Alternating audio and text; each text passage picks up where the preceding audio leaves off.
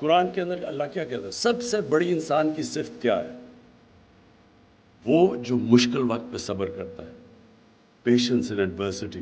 یہ سب سے زیادہ یہ بڑا امپورٹنٹ ہوتا ہے کہ اس میں پھر انسان کا جو کیلیبر ہے نا وہ بڑھتا جاتا ہے.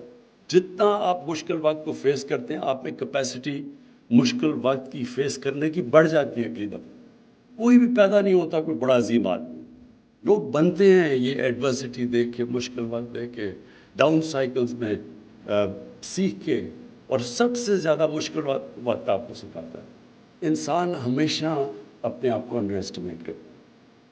اللہ نے جب اشرف المخلوقات انسان کو دیا اور فرشتوں کو کہا کہ اس کے سامنے جھکو، یہ بڑی امپورٹنٹ چیز سمجھنے کی ہے کہ فرشتوں نے جب شیطان کو، اس کا تو یہی جرم تھا نا، اس نے کہا کہ میں تو آگ کا بنا ہوں، میں اس کے مٹی کے سامنے کیوں جھکوں؟